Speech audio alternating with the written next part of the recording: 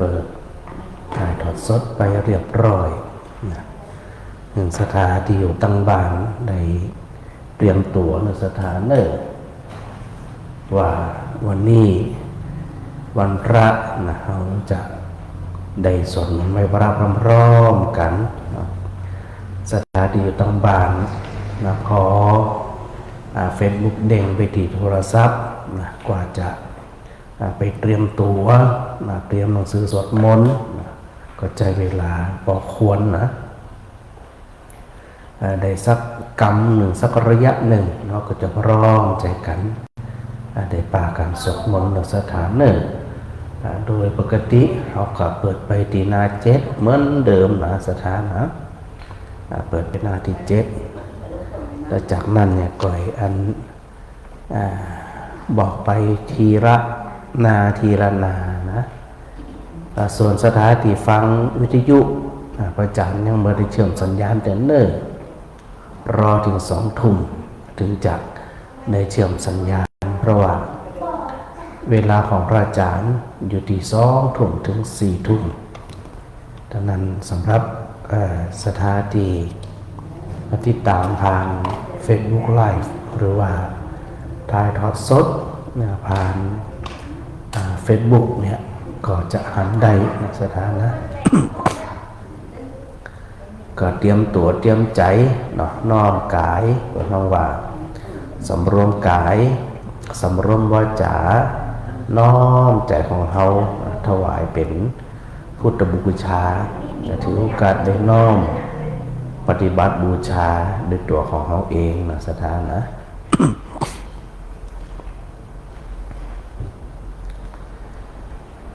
ในเบื้องแรกเราก็ได้ถือโอกาสได้สักการะองค์พระรัตนตรัยโดยการสวดมนต์เหมือนเดิมนะนาที7นาที8เนาะจากนั้นก็ว่ากันไปทีละนาละนาสถานนะก็ว่ากันไปตามนั้นที่อยู่จังบ้านแหบสักนาทีนาที2 นาทีก็น่าจะพร้อมแล้วส่วนสถานที่ยังบ่ได้เตรียมตัวเตือกำเป็นยังเนาะเอาพร้อมช่วงใดเวลาใดก็ให้สวดมนต์ตามเวลานั้นช่วงนั้นก็แล้วกันเนื่องจากว่าการสวดมนต์ไม่พระถือเอาความสะดวกถือเอาความร้อมของศรัทธาเป็นเกณฑ์นะศรัทธาสะดวกจะได้พร้อมจะได้ก็ถือโอกาสได้สวดมนต์ปฏิบัติตามเนาะเขาบ่ได้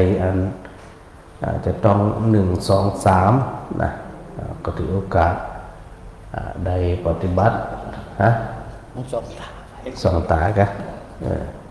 2 ตานะคนเท่าตาจะมาหันเลยกะดูหนังสือนี่ โอเคอยู่ครับ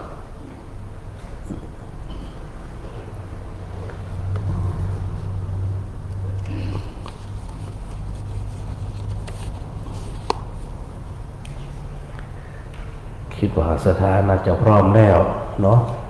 เปิดไปหน้าที่7เนอะ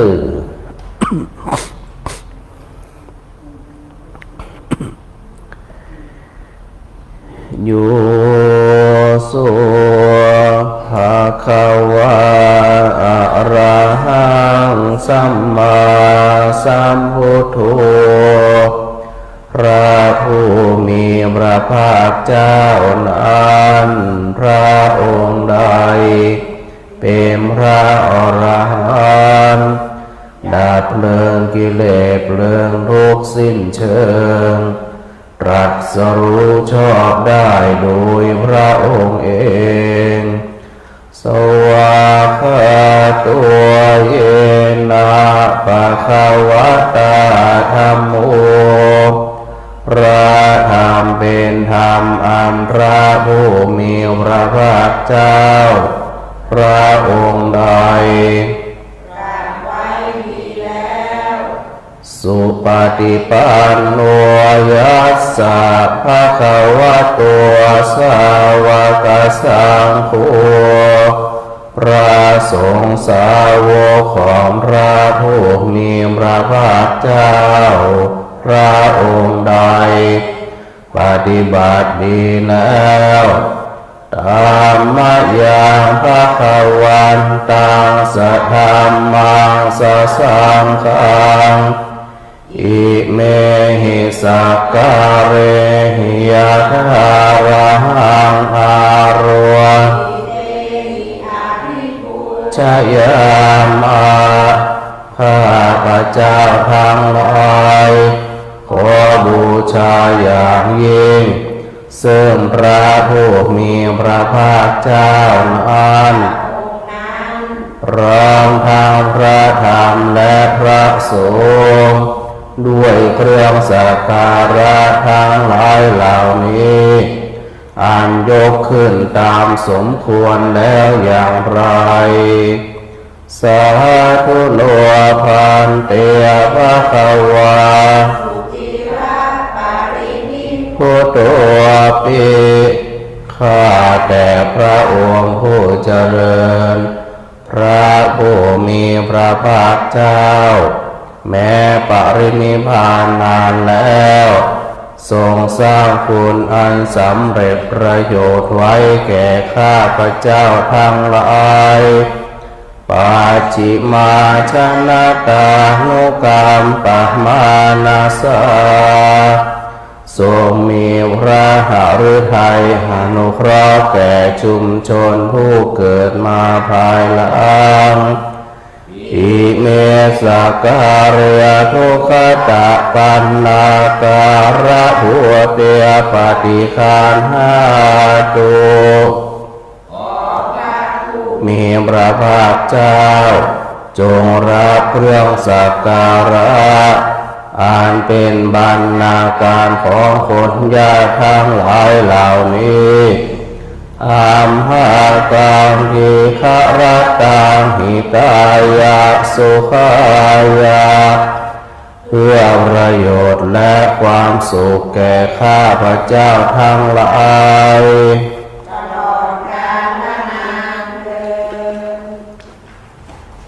อะระหังสัมมาสัมพุทโธภะคะวา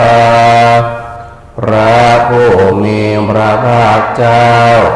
เป็นพระอรหันต์ดับเพลิงกิเลสเพลิงทุกข์สิ้นเชิงตรัสรู้ชอบได้โดยพระองค์เอง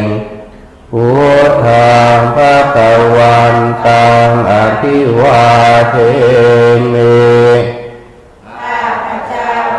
อภิวาทพระผู้มีพระภาคเจ้าผู้รู้ผู้ตื่นผู้เบิกบานสวากขาตัวภควตาธัมโมพระธรรมเป็นธรรมที่พระผู้มีพระภาคเจ้าตรัสไว้ดีแล้วธัมมังนามัสสามิขอนมัสการพระธรรมสุปฏิปันโนภะคะวะโตสาวกสังโฆพระสงฆ์สาวกของพระผู้มีพระภาคเจ้าปฏิบัติดีแล้วสังฆังนะมามิ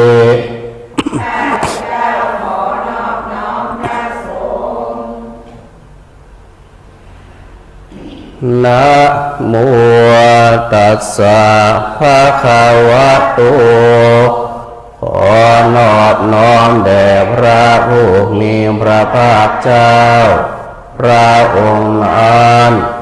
อะระหะโตซึ่งเป็นผู้ไกลจากกิเลส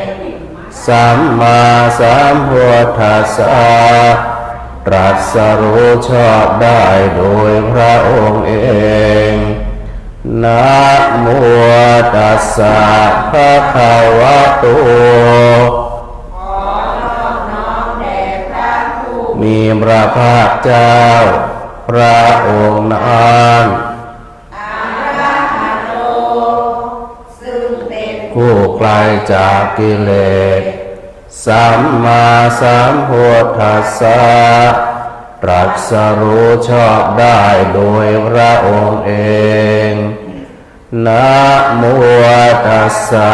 ภะคะวะโตขอนอบน้อมแด่พระผู้มีพระภาคเจ้า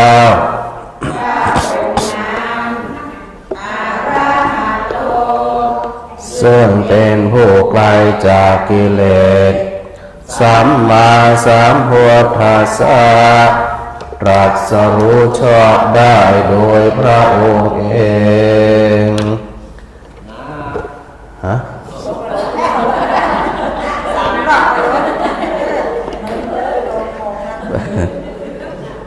เนี่ยพระอาจารย์ว่าผมครบจะกล้า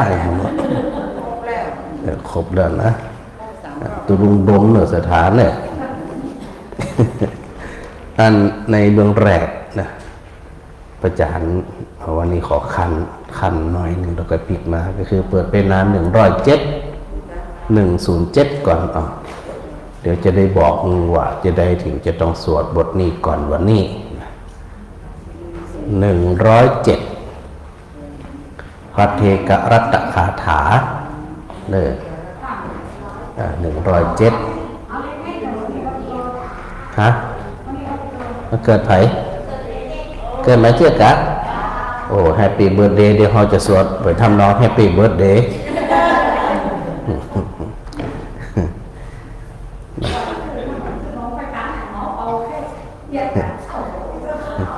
มันมาเป่าวัดเพลู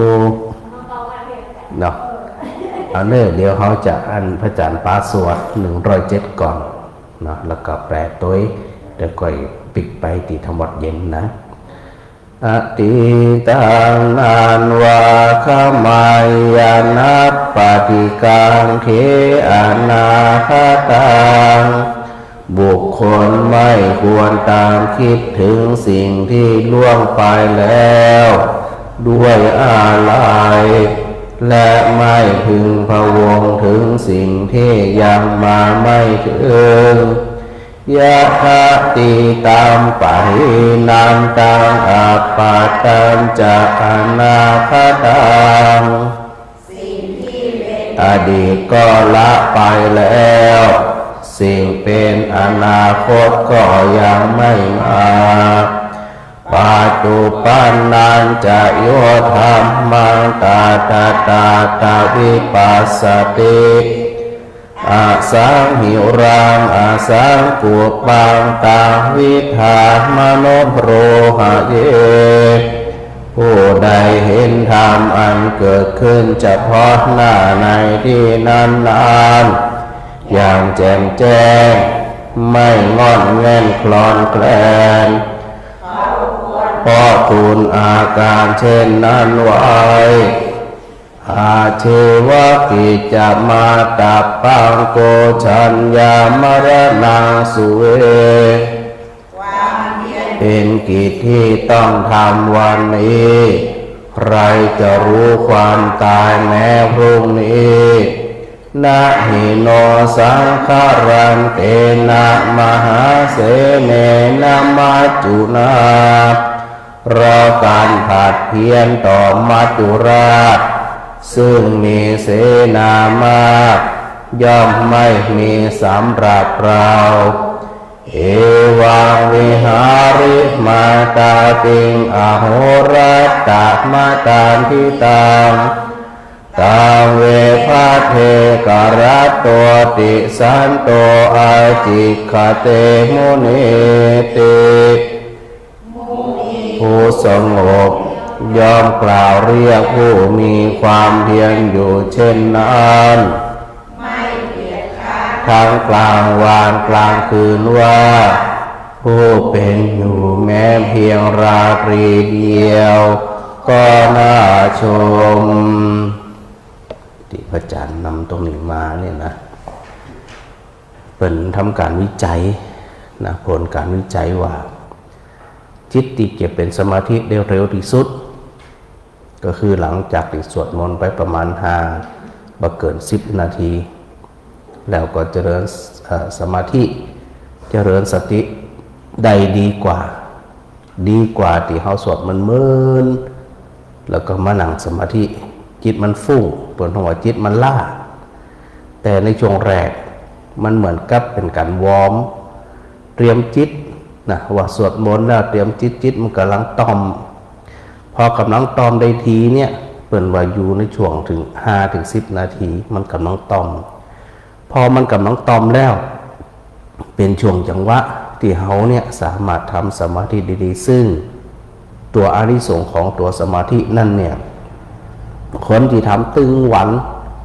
และได้สมาธิจริงนั่นเป็นจะสัมผัสโดยตัวของตนเองเช่น ตัวสมาธิเนี่ยส่งผลนะส่งผลจะได้ตีป้าสวดว่าอดีตก็ละไปแล้วอนาคตก็ยังมาบ่ถึงตัวสมาธิก็คือตัวที่ไปจดจ่อปัจจุบันนั้นจะโยธรรมังก็คือปัจจุบันธรรมที่เฮากำลังอยู่ขณะนี้เนี่ยเพิ่นว่าจิตเป็นสมาธิที่เฮาจดจ่ออยู่กับปัจจุบันเนี่ยจะเป็นจิตที่มีคุณภาพเนี่ยเพิ่นจึงบอกว่าทำทุกวันบ่เจ้าตื่นนอนก็ได้ก่อนนอนก็ได้นะไผที่บ่เคยก็เริ่มสัก2 นาที3 นาทีก็ยั่งก็ได้หรือว่าถ้ามันดีขึ้นก็เริ่มไป5 นาที10 นาทีครึ่งชั่วโมงบางคนใน1 ชั่วโมงถามว่ามันได้อานิสงส์หยังเขาจะไปเรียกว่ามันบ่ได้เป็นอุปสรรคต่อการทำงานเฮาเลยหนำซ้ำมันยังไปสนับสนุนการทำงานของเฮามีคุณภาพจะใดสถาก็ลองคิดว่าแม่น้ำสายใหญ่ๆเนี่ยตีไหลเนี่ยแม่บ่มีเสียงดังแต่มีพลังมหาศาลไหลเอื้อยแต่โอ้โหบ่มีหยังไปขวางกั้นได้จิตก็เหมือนกันนะอนุบาลของจิตเนี่ยเมื่อใดก็ตามที่มันตอมที่ได้มันตอมมันมีคุณภาพก็เพราะมันบ่ซัดสายมันบ่พลานไปหาอารมณ์ใดอารมณ์หนึ่งนั่นเวลาเราฝึกจิตเนี่ยจิตมันตอมพอจิตมันตอมอารมณ์ที่เข้ามากระทบบ่มีจะได้บ่มีเพราะเขากำลังมีสติอยู่กับส่วนใดส่วนหนึ่งอยู่พอมีสมาธิอยู่ส่วนใดส่วนหนึ่งจดจ่ออยู่สิ่งใดสิ่งหนึ่งอยู่อารมณ์ทั้งหลายที่มากระทบใจก็บ่มีความหมายและใจก็บ่มีโอกาสที่จะไปซัดสายแสวงหาเรื่องราวต่างๆถึงจิตมันเป็นทุกข์ก็บ่มีนั่นเป็นว่าอานิสงส์ทันทีทันใดก็คือจิตมีพลังพอจิตมีพลังจิตตอมส่งผลถึงสุขภาพร่างกายผิวพรรณผ่องใสแน่ๆจะได้ถึงผิวพรรณผ่องใสว่าเอาเองก็สถาก็ลองคิดบอกกันว่าเมื่อกล้ามเนื้อเนาะกล้ามเนื้อของเขาเนี่ยมันบอกเกร็งมันบอกบีบรัดมันบอกตุกมันเหมือนกับมันได้พักผ่อนพอกล้ามเนื้อได้พักผ่อนแล้วก็บะมีอะไรอย่างจะหิงจิตมันตุกต่อไปเนี่ยส่งผลถึงสุขภาพร่างกายของเขาเนี่ยผิวพรรณจึงผ่องใสพอผิวพรรณผ่องใสแล้วจิตที่สร้างความดีจิตที่สร้างความสุขสงบเนี่ยจึงส่งผลแผ่อานิสงส์ถึงโรคภัยไข้เจ็บเป็นว่าที่บางคนเนี่ยเป็นอยู่สามารถอาศัยพลังจิตของตัวเก่ารักษาได้เพราะว่าโรคหลายโรคเกิดจากใจที่สร้างขึ้นมาโรคหลายโรคเพราะร่างกายบ่ได้พักผ่อนดังนั้นผมจึงบอกว่าพระพุทธเจ้าตรัสว่าพิธีการพักผ่อนตึงกายตึงจิตพักผ่อนเรามีกำลังมีพลังเนี่ยก็โดยการนั่งสมาธิหรือนอนสมาธิก็ได้ถ้านั่งสมาธิ มันได้ถึง2 อย่างสมาธิก็ได้ความเพียรก็ได้แต่บางทีเวลาเรานอนเขาอาจจะได้สมาธิแต่บ่ได้ความเพียรดังนั้นเนี่ยเขาถือโอกาสได้นั่งสำรวมใจของเขาเนี่ยในเบื้องต้นสัก5 นาที10 นาทีว่าการเข้าสู่พระศาสนานั่นเนี่ยเขาบ่ได้หวังอะไรหยังหวังอยู่อย่างเดียวก็คือจิตมันสงบพอจิตมันสงบหรือสุดท้ายจิตมันกล้าแกร่งจิตมันเข้มแข็งแรงแล้ว บ่ว่าอันยังก็ตามผ่านเข้ามานะตั้งหูตั้งจมูกลิ้นกายใจผ่านไปที่ใจใจก็วางเฉยเฉยเพราะมันไปเข้าใจว่ามันเหมือนมีหยังที่จะต้องไปตุกกับมันแหมแต่ดังนั้นเนี่ยในเบื้องต้นก่อนที่เขาจะทำวัดกันก็ถือโอกาสได้สำรวมจิตของเขานะสถานนั่งอยู่จะได้ก็หึงนั่งอยู่ในฐานนั่นนั่งสบายฐานได้ก็นั่งสบายฐานนั่นแต่เป็นว่าหึงปิดแหมหนึ่งทวารก็คือตานะเฮารับตาเหียเพราะว่าตาก็เป็นหนึ่งช่องทางตีหับอารมณ์หลายๆเนี่ยเข้ามาสู่ใจดังนั้นเวลาเขารับตาแต่ใจเขาบรรับนะก็พยายามยืดตัวตรงๆนะที่พระพุทธเจ้าบอกอธิตังนันวาขมายะนัปปฏิกะเขอนาคตังเขาว่าไปถึงนึกถึงระลึกถึงอดีตบอกไปกังวลถึงอนาคตแล้วเขาคิดจะใดนะบัดเดี๋ยวนี้เนี่ยเขาคิดเพียงแค่ง่ายๆว่าขณะนี้เนี่ยเขาหายใจเข้าหรือว่าเขาหายใจออกหู้เพียงแค่นี้ก่อนว่าทุกครั้งที่เขาหายใจเข้า เขาหูตัวว่าหายใจเข้าทุกครั้งที่เขาหายใจออกหูตัวไว้หายใจออกนะหายใจเข้าก็หูหายใจออกก็หูสองอย่างแค่นี้ในเบื้องต้นนี่นะเขาหูอยู่อีกชัดๆนะประชานาติเนี่ยนะก็คือหูอยู่ชัดๆสบาย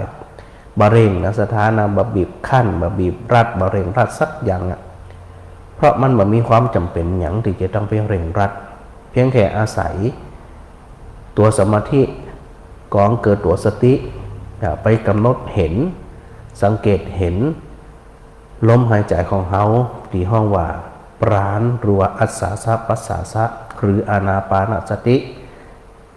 เขากำหนดเพียงแค่นี้นะเพราะว่าตีทำทั้งหมดเนี่ยเพราะจะทำให้ใจเข้มแข็งบ่อ่อนแอบ่ปอแปรนะจิตเข้มแข็งนี่บ่หวาดหวั่นสักอย่างเลยนะในจากนี้ไปนะสถานที่อยู่ต่างบ้านก็ตามที่อยู่ตรงวิหารวัดอุทุมพรก็ตามนะถือโอกาสได้สำรวมจิต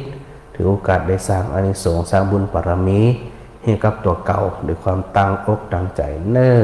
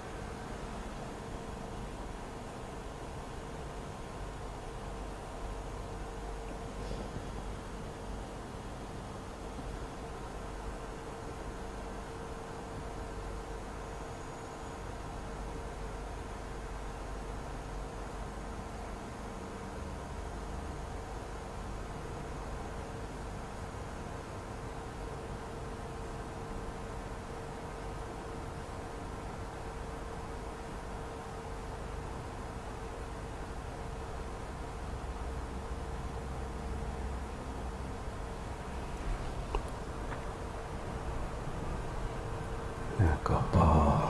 สมควรแก่เวลาเนาะจริงๆแล้วถ้าเนี้ยมันเข้าเนี่ยนะ5 นาที10 นาทีเนี่ยน้อยเดียวเนาะจิตมันสงบมันมีความสุขสถาไปดูประวัติของเศรษฐีมหาเศรษฐีทั้งหลายนี่นะเขาหวังหาความสุขมันจิตปะแต่พอเมื่อใดก็ตามนะถ้าไปในสถานที่สงบเนี่ยมันจะพบกับความสุขที่ตัวเองแสวงหาดังนั้นเขาบอกว่าหามาทั้งชีวิตมันกำจะได้ไปมามันอยู่ที่ใจตัวเก่านี่รู้นะเดี๋ยวกับทักทายศรัทธาตัวเนิ่นตีอันฟังคลื่น106.5 เมกะเฮิรตซ์ระวังว่าน่าจะได้ยินอยู่นะอาจารย์ดูจากติสถาได้พิมพ์ข้อความมาสถาบอกพระอาจารย์ด้วยนาว่าพิมพ์มาบอกตัวเนาะว่าอันเสียงชัดกับบชัดไปถึงเสียงวิทยุนะส่วน Facebook มันมีปัญหาแน่นอนเพราะว่าสถาทักทายมาหลายฐานละส่วนวิทยุแจ้งพระอาจารย์ด้วยว่าชัดเจนหรือยังเนิ่นแล้วก็พร้อมกันนั่นสถาก็เปิดหนังสือไปตีหน้า22ถือโอกาสได้ทำวัดเรียนรวมกันสถานะเดี๋ยววันนี้วันไหนสะดวกเนี่ยพระอาจารย์เนี่ยเอาวันจอขึ้นมาตั้งอยู่หน้านี้สถาได้หันว่าผลของการทำสมาธิเนี่ยบอกว่าฝรั่งก็ตามอินเดียก็ตามพุทธเจ้าก็ตามเนี่ยเขามีวิจัยอย่างเป็นระบบนะความสุขเกิดจะได้สมองสีซ้ายสีขวานะถ้าฝึกมาแล้วเนี่ยมันจะเป็นจะได้และสามารถที่จะจัดการกับโรคภัยไข้เจ็บได้แค่ไหนจะได้เนาะแล้วก็ทำส่วนหนึ่งอาจารย์กับปาสถาได้อธิษฐานตัวนะวันนี้ก็เลยโทรศัพท์ถามความคืบหน้าพระอาจารย์ยังบรรลุลักแต่ละสถานนะถามความคืบหน้าเรื่องจะซื้อติข้างๆวัดนี่ถามแห่งวันนี้นะเพื่อนก็บอกว่าอาจารย์หายไปที่หายไปมันจะอย่างมันมีตังค์บอกมันเนี่ยก็เลยอธิษฐานจิตเนาะมันหัวเขาด้วยกันว่าให้ตึมถูกหวยเราถ้าเราถูกหวยแต่บัดได้เยอะฮะก็เลยบอกคนว่าอันพระอาจารย์เนี่ยมีความตั้งใจเต็มร้อยตั้งใจสูงเรื่องงานพระศาสนาแต่ว่ามันส่วนทางกับสตังค์นะสตังค์น้อยแต่ว่าใจเนี่ยมันเต็มร้อยก็คืออยากจะทำเป็นอันปนสถานปฏิบัติปลูกต้นไม้งามๆใหญ่ๆร่มรื่นนะร่มรื่นสถานกับป้ากันไปเดินจงกรมปืนต้นไม้นั้นแล้วก็มีอันเปิดสปริงเกอร์น้ำห้อนๆเย็นเปิดสปริงเกอร์พ่นเย็นทั่ววัดนกหนูปูปีดกับบินมาสวดเราออกน้ำเรามันห้อนอีเนี่ยอันนี้ยังบัรับเตือนนะฝันแล้วนะหารับจากหนักไหนมูเดี๋ยวสถานกับสวดมนต์เนาะอธิษฐานจิตรวมกันมันต้องเป็นไปได้แน่ๆเนาะมันเป็นไปไม่ได้ที่มันจะบ่มีนะเพราะเขาปรารถนาแล้วจะได้เพราะปรารถนาเป็นเรื่องของความตั้งใจแล้วก็เป็นเรื่องของพระศาสนาเป็นเรื่องของวัดพระอาจารย์ก็บอกกันว่ามันไม่ใช่ของพระอาจารย์นะได้มาแล้วจะจื่อพระอาจารย์ไม่จะจื่อศรัทธาไม่จะจื่อหอยซักนั่นนะแต่เป็นจื่อวัดนะแต่จื่อวัดเนี่ยจำหน่ายแจกจำนำมันจะได้นะคอฟแนนซ์จะเอานะจื่อวัดนี่นะดังนั้นก็เลยนาทำนากึศเพราะว่าเวลาเขาอย่าง2 ไร่ที่เขามีอยู่หามาป้อก็มันได้ก็จำเป็นสร้างหลายๆจ้านขึ้นไปเนาะแต่มันได้แต่อยากจะให้มันปรับให้มันเป็นอุทยานธรรมเป็นดูแล้วเข้ามาแล้วมันสดชื่นแล้วก็เป็นที่สงบจิตสงบใจเพราะว่าบัดเดี๋ยวนี้ก็ตามในอนาคตก็ตามนะชีวิตจิตใจคนเนี่ยมันจะว้าวุ่นมันจะหาที่เปลืองบ่ได้สปันนะมันจะมานี่นะเพราะว่า พอเขาสู่วัดสู่วาแล้วยังอยู่แล้วนะถึงกับบาได้สอนบาได้ยังก็ได้เข้าไปวัดไปหนังห่มต้นไม้เย็นๆสงบจิตสงบใจอีกก็น่าจะเป็นภาพที่ดีอย่างบางทีเนี่ยญาติของผู้ป่วยโรคมะเร็งมันก็เปิดอยู่เนี่ยว่าวุ่นตุกนะตุกพอมาหูไปไหนต้องมาอย่างเดินเข้ามาวัดลมห่มเย็นๆหนังพื้นต้นไม้ก็ได้ทีนึงหนังสมาธิก็ได้สวดมนต์คนเดียวก็ได้ที่ไหนนะปล่อยสบายใจที่มันถอดใจจะเดินเดินจงกรมก็เดินจะนั่งก็นั่งนะแต่จะบ่หึงห้อนหมายความว่าที่บ่หึงห้อนเพราะอย่างจะทำสปริงเกอร์นะผลวิทฝันไปทิ้งๆว่าเอามานาทีสองเลยสถานเนี่ยสถานตอบมาแล้วว่าชัดเจนดีเอาสาธุเป็นเลยเป็นมาเป็นจะได้พระอาจารย์ทำตีวัดสีไปภูมิมาซื้อหัวมาถึง10 ไร่กันทีนี้มันก็ต้องได้ เนี่ยก็วักกันไปอันนี้มันเกี่ยวความโลภนะแต่มันเป็นฉันทะปรารถนาอยากจะให้เป็นทินเป็นแดนของความสุขสงบของทุกคนนี่นะไปเข้ามามีความสุขสงบต่อนกอย่างพระอาจารย์นึกถึงวัดศรีไตรภูมิเนี่ยน้าห้อนเนี่ยสมัยนั้นพระอาจารย์เปิดสมิงเกิดบินมาบินสวดกันนกบ่เคยหันมันก็หันเพราะมันห้อนมันหูอย่างกับมันบินเล่นสวดไว้สวดมานั่นนะมันมีความสุขนี่แหละ เขาได้บุญแห่งหลายๆด้านอย่างนี้นะไปว่าไปเขยยาวไปติ๊กเปิดอีกสองเด้ออันนมยังพุทธานุสตินยังกโรมะเสตังขัวปันนาปะกวันตังเอวังกัลยาณุกิติสัตวะภูคตัวข้อกิตติศัพท์อันงามของพระผู้มีพระภาคเจ้านั้นได้ฟุ้งไปแล้วอย่างนี้ว่าอิติปิโส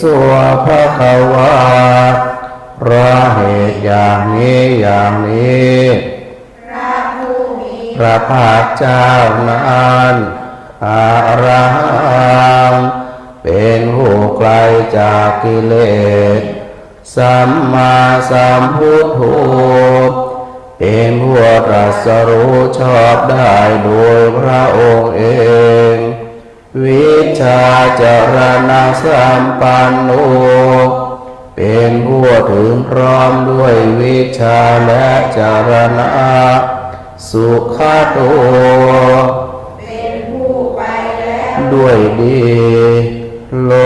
กวิทูเป็นผู้รู้โลกอย่างแจ่มแจ้งอนุตตรปุริสธรรมสารถิเป็นผู้สามารถฝึกบุรุษที่สมควรฝึกได้อย่างไม่มีใครยิ่งกว่าสัทธาเทวมนุสสานังเป็นผู้สอนของเทวดาและมนุษย์ทั้งหลายพุทโธเป็นผู้รู้ผู้ตื่นผู้เบิกบานด้วยธรรมภคะวาติเป็นผู้มีความจำเริญสั่งสอนสัตว์ดังนี้หันมยังพุทธาภิคีติงกโรมะเสพุทธวารหันตวรตาทิคุณาทิยุตโตพระพุทธเจ้าประกอบด้วยคุณมีความละเสริญแห่งอรหันตคุณเป็นต้นสุทธาภิญาณกรุณาหิสมาคตโตมีพระองค์อันประกอบด้วยพระญาณและพระกรุณาอันบริสุทธิ์โอเฮสิโยสุชนะตังกัมมะลังวสุวโรพระองค์ ระทำชนที่ดีให้เบิกบานดุจอาทิตย์ทำบัวให้บานวันทามหากัมรณังศิรสาชิเนนทางข้าพเจ้าไหว้พระจินสีหัวไม่มีกิเลสพระองค์นั้นด้วยเสียงกล่าวพุทโธโยสัพพปานินางสรณังพุทธเจ้าพระองค์ใดเป็นสรณะอันเกษมสูงสุดของสัตว์ทั้งหลายปัฏมานุสติทานาวันทามิตังสิริยนาหังข้าพเจ้าไหว้พระพุทธเจ้าพระองค์นั้นอันเป็นที่ตั้งแห่งความระลึกองค์ที่หนึ่งด้วยเสียงกล่าวสมิโสวะพุทโธเมสามิกิสโรข้าพเจ้าเป็นทาสของพระพุทธเจ้าพระพุทธเจ้าเป็นนายมีอิสระเหนือข้าพเจ้าพุทโธทุกขัสสะคาตาจะวิชาตาจะหิตัสสะเมพระพุทธเจ้าเป็นเครื่องกำจัดทุกข์และทรงไว้ซึ่งประโยชน์แก่ข้าพเจ้าพุทธังสหวิญญาณเทมิสรีรังชีวิตังจิตังข้าพเจ้ามอบกายถวายชีวิตนี้แด่พระพุทธเจ้าวันทันตุหังจาริสามิพุทธาเสวะสุภวทิตังข้าพเจ้าผู้ไหว้จากประพฤติตามซึ่งความตรัสรู้ดีของพระพุทธเจ้านาทิเมสรนังอัญญังพุทโธเมสรนังวรังสรณะอื่นของข้าพเจ้าไม่มีพระพุทธเจ้าเป็นสรณะอันประเสริฐของข้าพเจ้าเอเตนะสัจวัชเชนะวัฏฐายังด้วยการกล่าวคำสัตย์นี้ข้าพเจ้าพึงเจริญในพระศาสนาของพระศาสดาพุทธาเมวันทมาเนนยังปุญญังปสุตังอิทาข้าพเจ้าผู้ไหว้อยู่ซึ่งพระพุทธเจ้าได้ขนขวายบุญใดในบัดนี้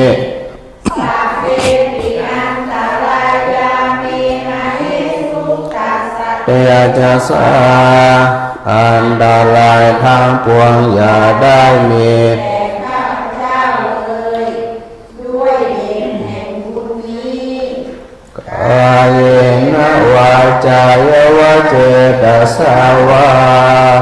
ด้วยกายก็ดีด้วยวาจาก็ดีด้วยใจก็ดีพุทเทกุกัมมังปะกตังมะยายัง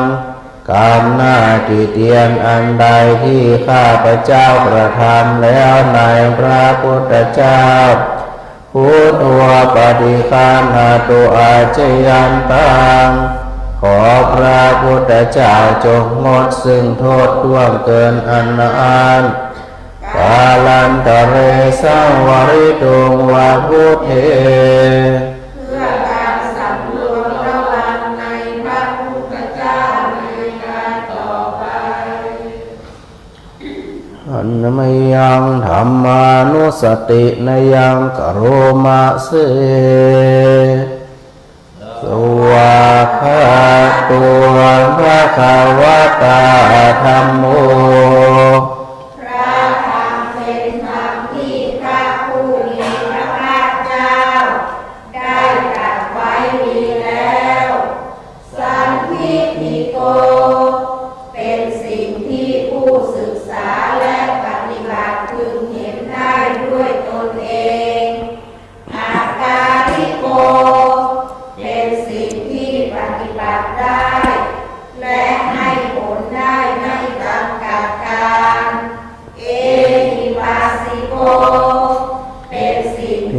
ควรกล่าวกับผู้อื่นว่าท่านจงมาดูเถิดโอ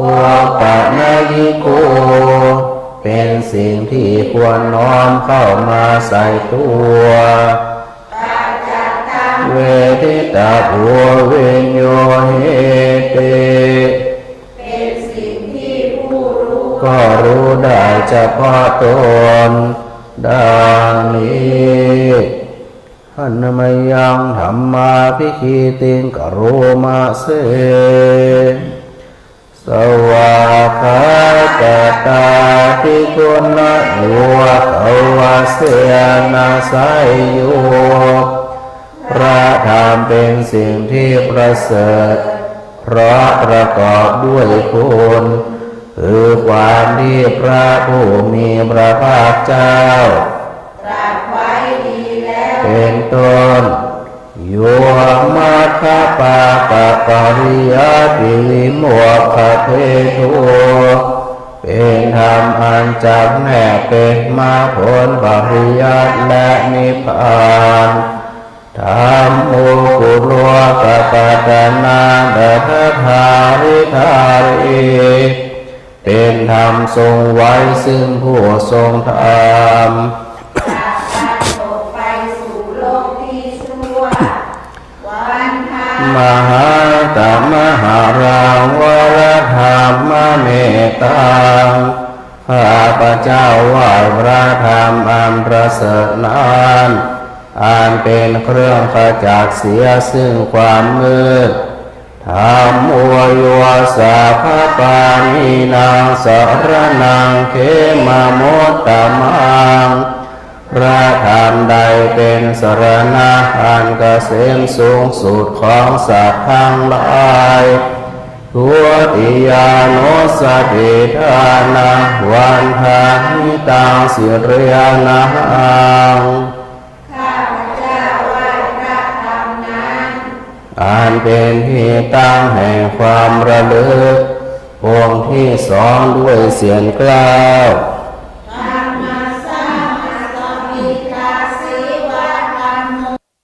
สามิกิสารุ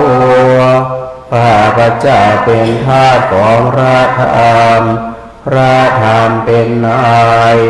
มีอิสระเหนือข้าพเจ้าธรรมมัวทุกขาสภาตาจะวิดาตาจะหิตาสเมพระธรรมเป็นเครื่องกำจัดทุกข์และทรงไว้ซึ่งประโยชน์แก่ข้าพเจ้าธรรมังสาหังวิญญาเทมิสริรังชีวิตังจิตังข้าพเจ้ามอบกายถวายชีวิตนี้แด่พระธรรมวันทันนีนะจริสามิธรรมเสวะสุธรรมตังข้าพเจ้าผู้ไหว้อยู่จากประพฤติตามซึ่งความเป็นธรรมดีของพระธรรมนาทิเมสรนังอัญญังธรรมโมเมสรนังวรังสรณะอื่นของข้าพเจ้าไม่มีพระธรรมเป็นสรณะอันประเสริฐของข้าพเจ้า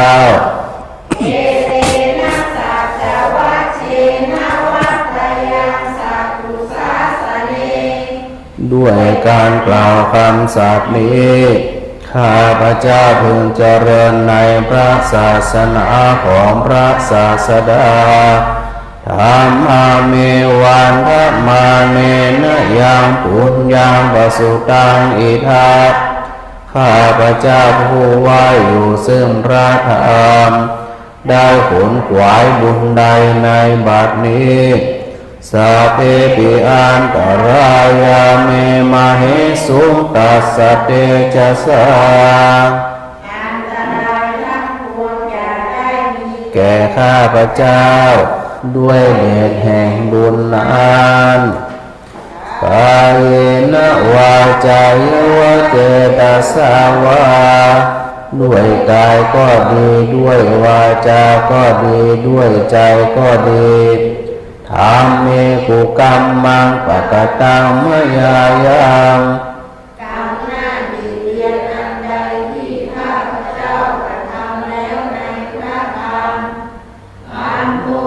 ฏิคันหาตุอาชยันตังขอพระธรรมจงงดซึ่งโทษล่วงเกินอันนั้นการันตะเรสัมวลิตุงวะธัมเมเพื่อการสำรวมระวังในพระธรรมในการต่อไปหันนมยังสังขานุสตินยังกโรมะเสสุปฏิปันโนภะคะวะโตกัสสังโฆสงฆ์สาวกของพระผู้มีพระภาคเจ้าหมู่ใดปฏิบัติดีแล้วอุชุปฏิปันโนภะคะวะโตสาวกสังโฆสงฆ์สาวกของพระผู้มีพระภาคเจ้าหมู่ใดปฏิบัติตรงแล้วยายะปฏิปันโนภะคะวะโตสาวกสังโฆ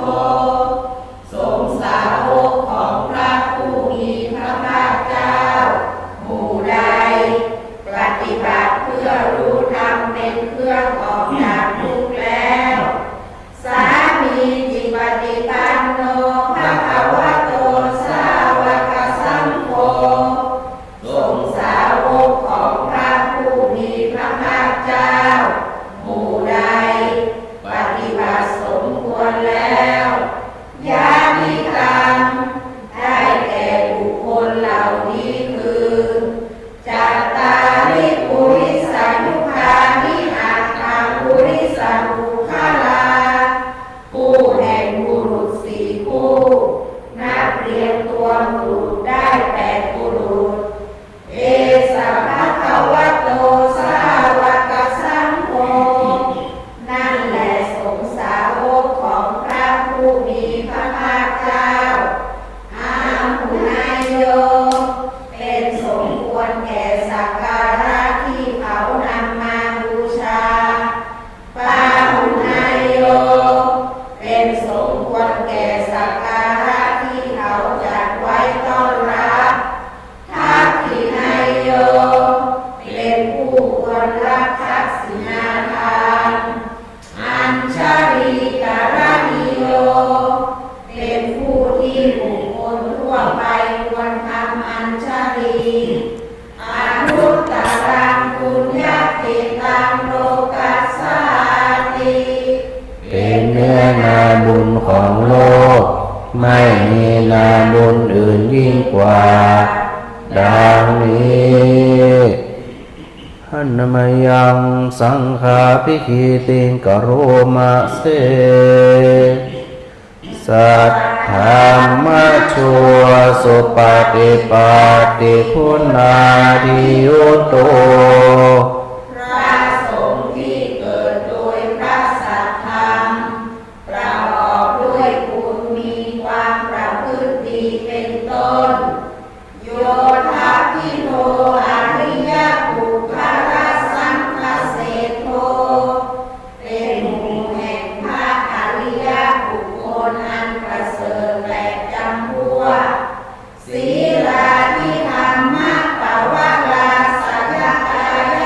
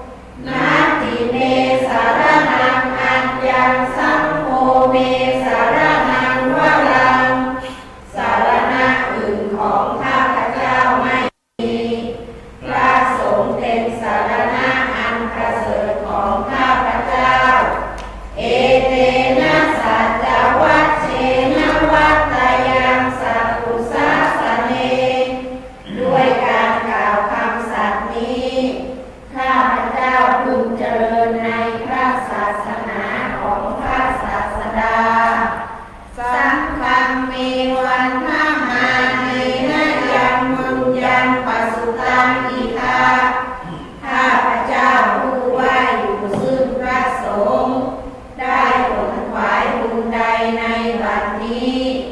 สัพเพปิอันตรายาเมนะเหสุตัสสะเตชะสาอันตรายทั้งปวงอย่าได้มีแก่ข้าพเจ้าด้วยเดชแห่งบุญนั้นกายเยนะวาจายาวะเทสัสสาวาด้วยกายก็ดีด้วยวาจาก็ดีด้วยใจก็ดีสังเกตุกรรมังกัปตังมายายังทำหน้าติเตียนอันใดที่ข้าพเจ้ากระทำแล้วในพระสงฆ์สังโฆปฏิคันหันตุอัจฉยังตัง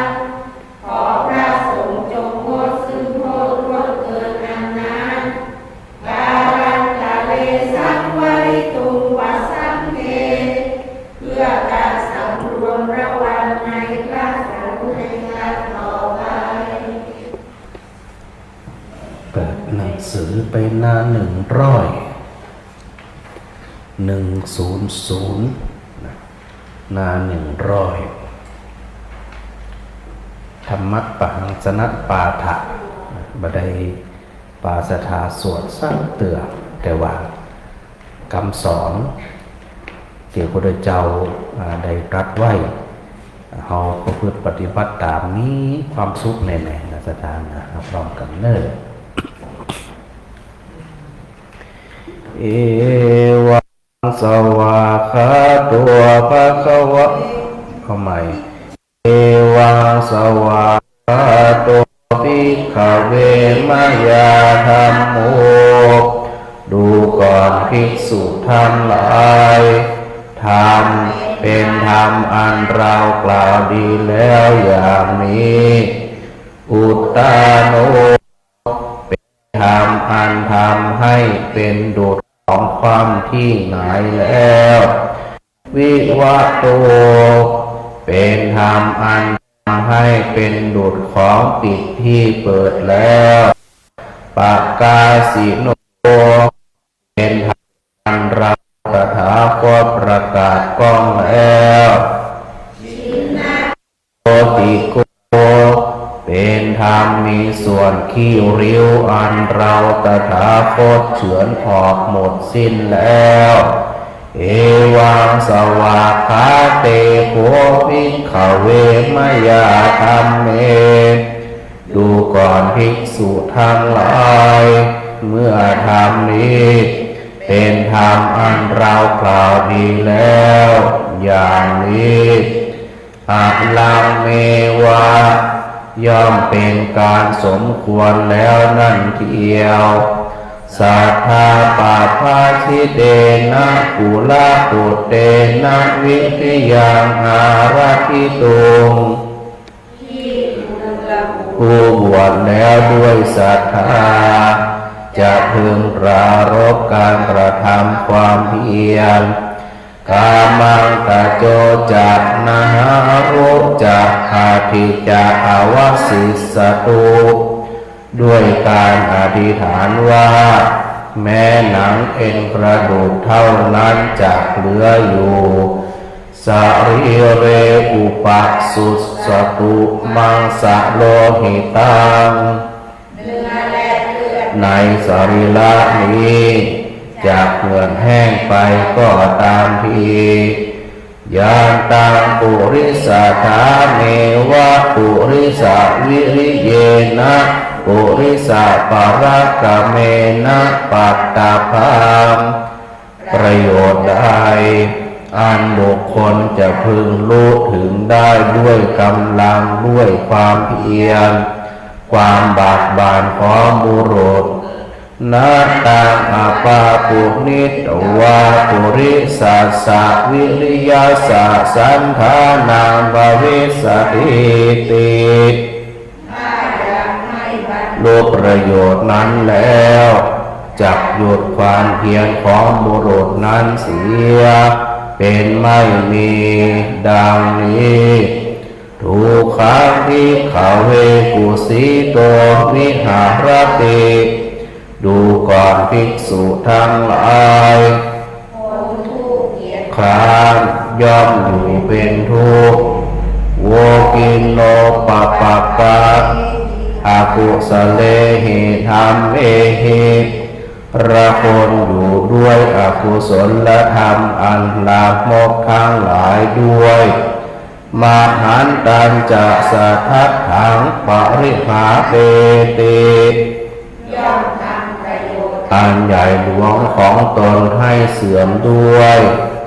อาราธิวิริโยจะโพภิกขเวสุขาวิหารติ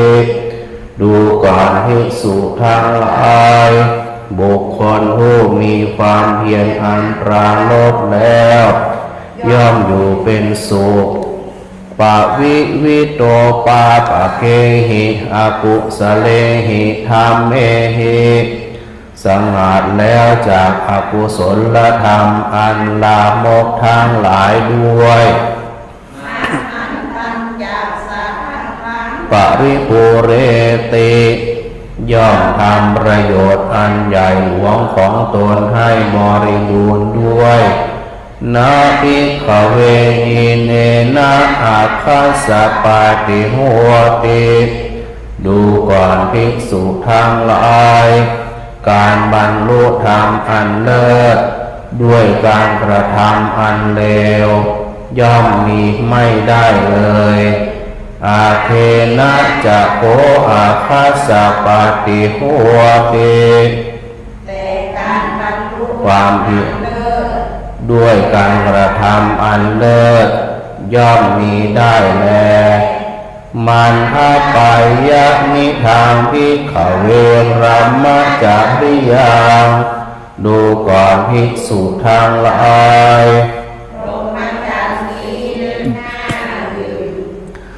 เหมือนมันทะยอดโอชาแห่งโครสสัทธาสามมุขีภูโต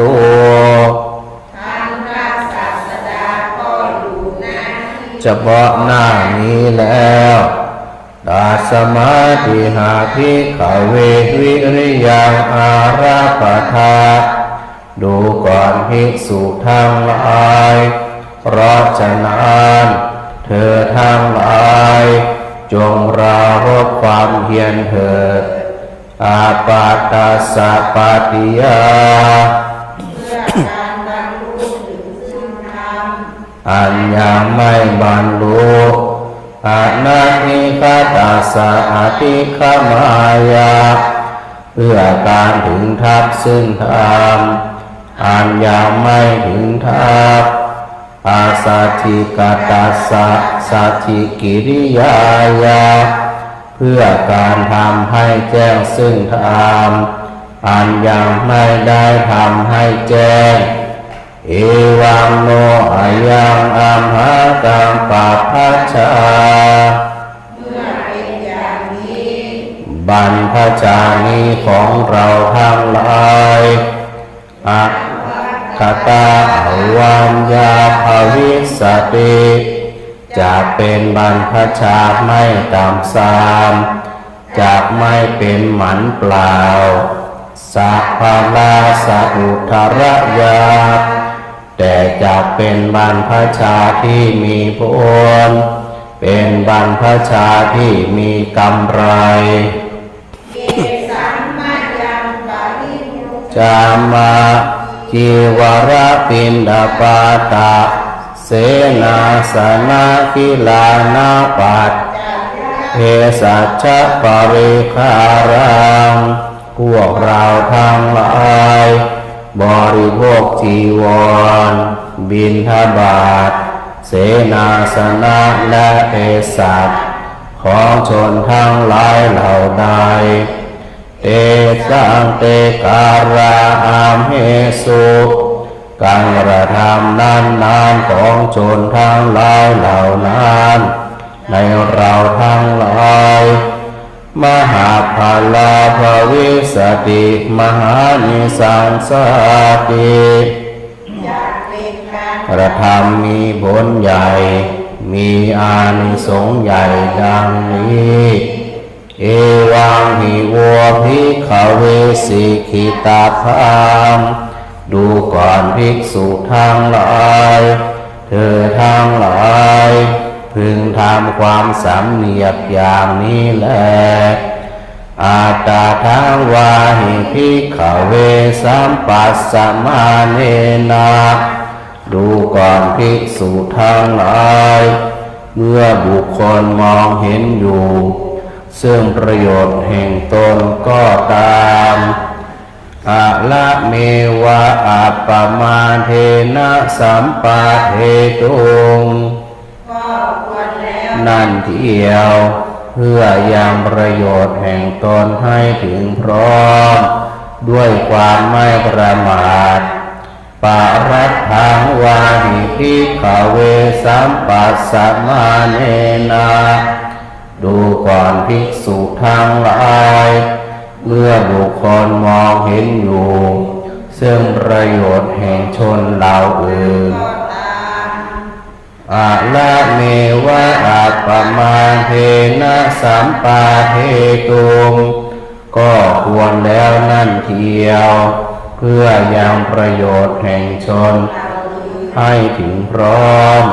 ด้วยความไม่ประมาท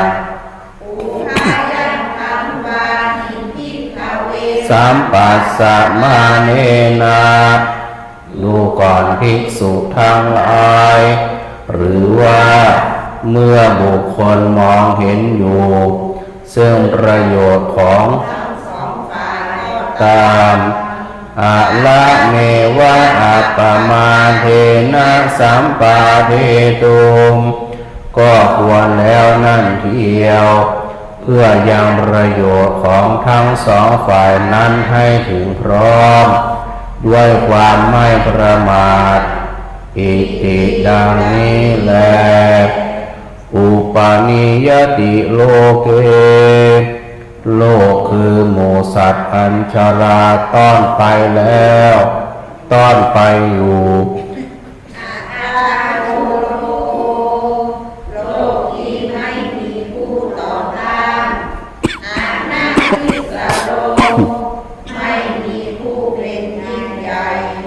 อาสโกโลโกโลกไม่มีสิ่งเป็นของตน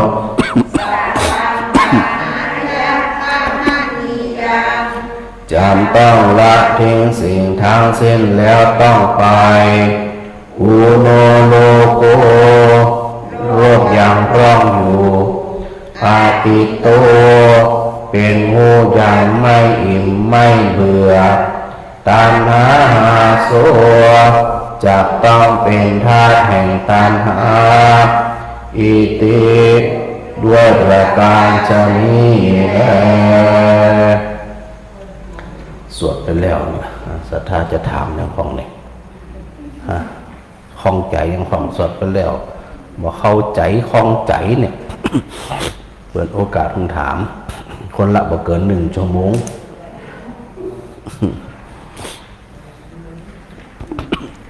มาทำมุทเทศ4นะสุดท้ายที่เขาสวดเนี่ยนะโลกคือหมู่สัตว์อันชราตอนไปอยู่ความชราเนี่ยก็คือแก่ขึ้นไปถึงวันเนี่ยชราก็คือการเปลี่ยนแปลงมาอยู่อย่างเก่าดังนั้นเนี่ยคำว่าชราบ่ใช่คนที่มีอายุนะอย่างน้องเบ้นก็ถือว่าคนชราเหมือนกันได้เหมือนกันเพราะอย่างคำว่าชราแปลว่าเสื่อมเนี่ยถ้าบ่เสื่อมน้องเบ้นก็ยังเป็นละอ่อนอยู่อะแต่เดี๋ยวนี้มั่นใจละอ่อนละนะดังนั้นคนทุกคนเพิ่นว่าดีพุทธเจ้าตรัสว่าโลกคือหมู่สัตว์อันชราต้อนไปอยู่ไปติ๊กๆอ่ะมันจะปิดมันจะคืนจะไปดึงไปฉีดโบท็อกจะได้กระจาดไปสุดท้ายมันก็ลุกบ่ไหวอยู่ดีนะเพราะชรามันตอนติ๊กๆอันนั้นเหมือนอันคนตอนแพะตอนแกะเขาขอกนะ จะมีแพะมีแกะตัวใดดินออกไปจะขอกมิกงห้าวเลยอ่ะนี่ว่างอควายมันเกิดรถตอนเราขอกอย่างเดียวถ้ามีดถ้าไม่แซ่กับไม่ขวางกงกิด ลักษณะความฉลาดก็เป็นจะอันตอนเหมือนกันมัดบ่ว่าเจ้ามันบ่เว้นด้วยนะเจ้าก็บ่เว้นอัสถาก็บ่เว้นคนรวยคนจนคนทุกข์จะได้มันเต่ากันหมดเลย ชรามันตอนไปโลกที่ไม่มีผู้ต่อต้านใครจะไปตามมันใดศรัทธาเราคิดพอกะว่าสมมติเรามีเงินสัก100,000,000เนาะเอาละเขาจะปิดตัวเขาเหมือนแก่สร้างลำแปลงหนาสัก10 เมตร20 เมตรอยู่แต่ฮะนะเมื่อถึงมันได้อากาศมันได้ออกซิเจนมันได้เงี้ยสักอย่างนะมันจะได้ศรัทธาวะมันจะสตาร์ทอยู่วะมันตายคำพันนะเนาะแต่นั่นเป็นว่าโลกนะอัตตาโนโลเกโลโกก็คือโลกที่ไม่มีผู้ต่อต้านใครจะต่อต้านมันได้มีสักคนนะ แล้วก็ไม่มีผู้เป็นยิ่งใหญ่หายใหญ่ที่เขาเกิดอย่างนี้หน่อยใหญ่จะได้กระจับมันน้อยก็หีบกว่าล้มมดแต่ต่อจะใหญ่จะข้ามฟ้าจะเป็นจะได้กระจ่างเขาจับใส่รองใส่ลงมันกันมดมหันมันใหญ่กว่านั่นรู้ว่าอย่างไรบนว่านะเนี่ยบนว่าไม่มีผู้ที่เป็นยิ่งใหญ่ถ้าใหญ่แต่ยิ่งใหญ่แต่มันก็อยู่ได้กะมันก็อยู่ได้คาม100 ปี1,000 ปี10,000 ปีกะมันมาแต่มันมาแน่แต่มันยังไม่ไหวแน่แต่เลยสักคนโลกไม่มีสิ่งที่เป็นของตนถามว่าไอ้อย่างมันเป็นของเขาของตถาคตพอกะยกตัวอย่างวัดเนี่ยผ่านเจ้าวัดมากี่ตนผ่านศรัทธามากี่จุ100 ปีที่ผ่านมาเนี่ยมันลดไปหลายจุมันหันไปเอาไปสักคนเฮารุ่นเฮาก็เหมือนกันนะสุดท้ายมันก็ไปละเนี่ยนะอย่างที่อาจารย์เคยบอกว่าโบสถ์มีหารล้านเจดีย์อย่างมั่นใจอันอะไรอวรเฮานะมันพอสักตาซ้ายเปิ่นถามไปหลับไปมันพอใส่มันสนใจเนี่ยตอนที่พุทธเจ้าบอกโลกมีสิ่งเป็นของตนคืออันอย่างเป็นของเฮาเอาศรัทธาวะสมมติศรัทธาเอามีสตางค์สัก3 ล้านไปใส่ในโอ่งนะก็ศรัทธากึศก็ว่าเขาจะเอาไปแจกจ่ายนาพวกกินมดถ้าบอกว่ากินลูกหลานคุดไปเล่นมดเหมือนเรือนั่นยิ่งว่ามันไออย่างของมันจะเป็นของเขาแต่เขาอยู่เอี้ยแหม50 ปี60 ปีแหม100 ปีมีเขาอยู่ในนี้ไผ่มุกอันนี้จะอยู่รู้ใหม่กับบุกนี่นะนั่นเป็นบอกพุทธเจ้าถึงสติว่ามีอย่างสักอย่างจะเป็นของเขาเนี่ยจึงอยู่ด้วยกันอย่างมีความสุขได้ จำต้องละสิ่งทั้งหลายทั้งสิ้นแล้วก็ต้องไป จะละบละจะได้กระจ่างเลยนะที่พระอาจารย์ที่บอกศรัทธาว่าอันลูกหลานเนาะเอาศพปอไปเผานะเผาเสร็จวันตีอันไปดับทานดับเผา ลูกสาวก็ดีใจเขี่ยไปเขี่ยมาได้เหรียญ5มาเหรียญ1บอกโอ้เนี่ยโยมจกนี้ขนาดนะไอ้ปอเป็นทิ้งเงินไว้5 บาทก็เนี่ยเป็นขวัญถุงปอเป็นนั้นคงเก่งดูเฮาละอาจารย์ก็เลยบอกกึดดีๆนะเปิ่นไข่หึงเอาไว้เฮาก็ว่าเปิ่นเอาไปบ่ได้ถ้าเปิ่นเอาไปได้คงบ่เหลือแล้วฮะ5 บาทก็ใส่กระเป๋าไปตัวพอเอาไปบ่ได้สุดท้ายก็ต้องทิ้งหมดเลยพระพุทธเจ้าตรัสไว้ต้องทิ้งสิ่งทั้งหลายเหล่านั้นไปโลกยังพร่องอยู่คำว่าพร่องคือบ่เต็มเนาะเขาทั้งหลายเนี่ยเขาคือว่าเขามีความสุขเต็มบริบูรณ์มีสักวันก็มีสักนาทีก็มีมันพร่องทิกๆเนี่ยพระพุทธเจ้าบอกโลกพร่องอยู่เป็นนิดไม่จิตเต็มเนี่ยความสุขสมบูรณ์เดี๋ยวกับป่วยเดี๋ยวกับใครเดี๋ยวกับคนนั้นไปเจออันคนนี้ไปจี้ไปสับปะอยู่นิ่งๆอยู่สบายสักวัน2 วัน3 วันสักปี1ได้ก็ได้ เรื่องสับปะนะเรื่องปีเรื่องน้องสามีภรรยาลูกหลานตานเต้าญาติหวานเครือมันถึงสับปะบะมี1กับมี2มันพร่องพี่เอี้ยมันจิเต็มมันแบบบริบูรณ์นะเป็นผู้ยังไม่อิ่มไม่เบื่อถึงมันบ่เต็มในวิสัยของปุถุชนบ่อิ่มบ่เบื่อแล้วผลสรุปว่าจักต้องเป็นธาตุแห่งตัณหา มันนึกแก้เหรอศรัทธาเนาะมีดี2 ไร่ย่ำปอของวัดจะขายได้ทำ3 ไร่4 ไร่ มันอิ่มตัดใดมันเบื่อตัดใดนี่วะเป็นธาตุแห่งตัณหาอย่าได้ที่เตี้ยหาว่าดีที่พระพุทธเจ้าเปรียบเทียบไว้ชัดนะเปิ่นว่าอันตัณหาความอยากของคนเนี่ยเหมือนกับไฟ ไฟเนี่ยนะสถาโจงเนี่ยเขาไปมันเคยบอกว่าอิ่มละพอละอิ่มละพอละนี่ก็มิไม่ติ๊กม่วนมันติ๊กอ่ะเขาเหมือนกันบางทีก็เหมือนไฟเหมือนกันนะอันยังก็จะเอาอันนี้ก็จะเอาอันนี้ก็ใครได้เอาฟ้อนก็ใครฟ้อนตั้งก็ใครได้ห้อนก็ห้อนนี่นะขนาดมีตั้งจ้างยังฟ้อนเนาะฟ้อนมันนอนใจมันมาไงมันไข่ได้อะมันไข่ม่วนอะนี่นะมันจีอิ่มเหรอเป็นบอกแฮมไปแฮมก็สมมติว่าน้ามีห้อนแต่ไหวละนะแฮมแกไม่งานหน้าเป็นบอกไปแฮมก็ไปแฮมเหมาะแต่งตัวตั้งแต่ตี 3 ตี 4สุดท้ายเกิดผลกับมันอิ่มแบบไหนที่พระพุทธเจ้าบอกว่าบ่อิ่มบ่เบื่อนอกจากไฟแล้วเหมือนอย่างเหมือนทะเลเหมือนมหาสมุทรมันอิ่มฝนหรอไม่จริงอิ่มหรอฝนตกไปกี่500 5,000 50,000 500,000 มหาสมุทรทะเลมันเคยบอกโอ้พอละล้นละพอละล้นละเมาละมีเนี่ยพระพุทธเจ้าเตือนสติเอาดิสถานะข้างๆที่มันถูกชาราก็ดีความตายก็ดีบีบติ๊กตอนติ๊กนี่สถานะดังนั้นการสวดมนต์พระนอกจากเฮาได้สมาธิมันไม่อย่างมากวนใจแล้วสถาก่ออันมีผลห้องว่ามีกุศลก็คือปัญญาความเข้าใจในสภาพความเป็นจริงความเป็นจริงมันเป็นที่อีกนะพอเข้าใจแล้วเขาก็จะได้ปล่อยได้ผ่องวางได้ผ่องสวดได้ผ่องอย่างได้ผ่องคติพระอาจารย์อู้ถึงว่าเขาได้ตีเพิ่มเนี่ยบ่ได้กำใจมีปัญหานะมันได้ก็คือมันได้มันจวดมันได้อะต้องได้ใจนะกับพระอาจารย์ก็เอี้ยปาสถาสวดจนกว่าจะได้ถ้าบ่ได้เขาบ่ย่างสวดนอกสถาเนาะยำไปหรอกข้าบ่ได้สถาจะเป็นย่างนะสถาต้องสวดจนได้นะอันนี้คือว่าบันได้เครียดบันได้กังวลได้จำเป็นเนี้ย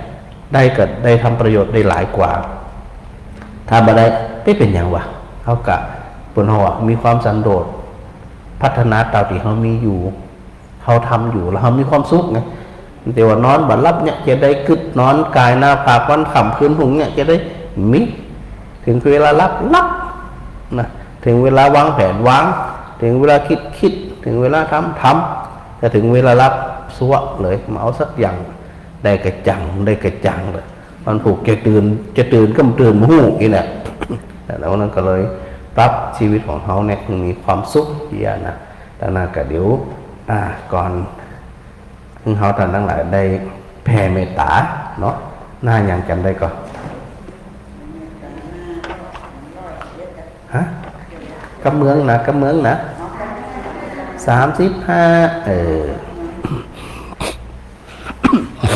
สันทาหลายคนตัวว่าโอ้ยญาติกำเมืองเนี่ยม่วนนี่นะเป็นเคยสวดกันอยู่แล้วเนาะพร้อมกันเนอะเอาเดี๋ยวพระอาจารย์บอกอีกก่อนอีตังตนะกัมมังนิพพานะปัจจโยเขาตัดเข้ามานั่งออกเป็นคำว่านิพพานะเอามาเป็นเพิ่นเขาว่าเอามาสมาทกันนิพพานะปัจจโยนะอันนี้พระอาจารย์เอามานิพพานะปัจจโยเพราะว่าถ้าเป็นนิพพานังปัจจโยเนี่ยมันบ่เชื่อมกันหลายบางเล่มเหมือนกับใจนิพพานังปัจจโย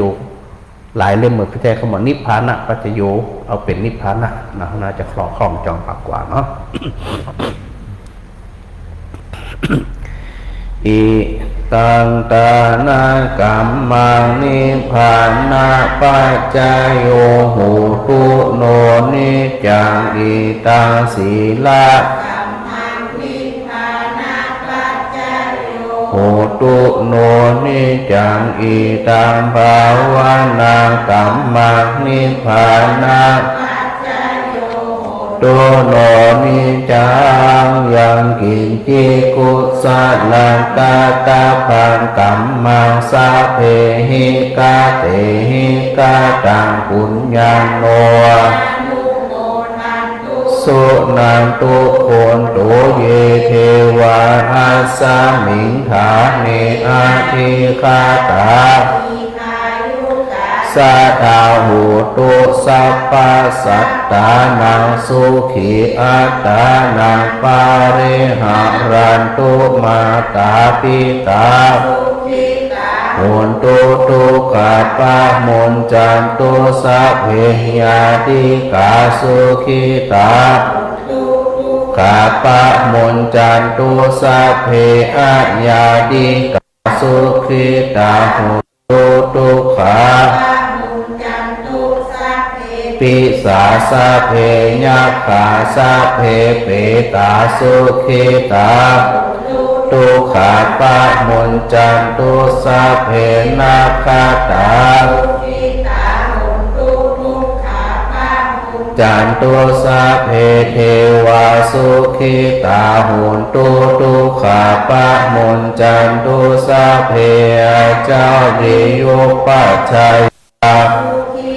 โหนตุตุขาปะมนจันตุสัพพะสะมิชันตุโวโอกาสบุญคุณความดีที่เราได้ทำเนาะก็แบ่งปันเพื่อแผ่ไปนะจะได้กว้างขวางไปแหมนะ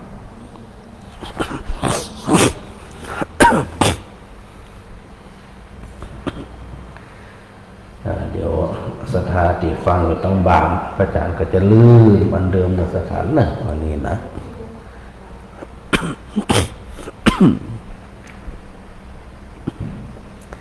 วันนี้เริ่มเร็วนะทุ่มเกินพอดีจะ3 ทุ่มพอดีวันนี้มาตัวใดวันนี้โหล1นะรวมดูเจ้าของ2แม่สมสอนยศเสนานะแล้วก็แม่ลาใจคำลือวันนี้มาเป็นอันดับ1แหละมาก่อนนะไผมาก่อนเนี่ยก็พอมีกติกามีรางวัลคือมาเตรียมโต๊ะเตรียมเก้าอี้ไหว้คือรางวัลเอาน้องชบาน้องเบ้นมาโยมอุมาพรสันติวงงามแม่นิธิมาฟูสกุลโยมสุภัทราสุภวัฒนชัยแม่บัวทองตาแก้วน้องอัญชนามันขันแล้วก็แม่อนุรักษ์บันน้อยแม่มนทิลาจรลีวันนี้ถือโอกาสแฮปปี้เบิร์ธเดย์นะแม่ประเจ็บโดยว่าวันนี้เป็นวันเกิดนะเป็นวันเกิดก็ขอมีความสุขมีความสมบูรณ์มีความไปบูรณ์แล้วก็สุขภาพร่างกายแข็งแรงสมบูรณ์มีกำลังกายสามารถที่จะเดินก็ได้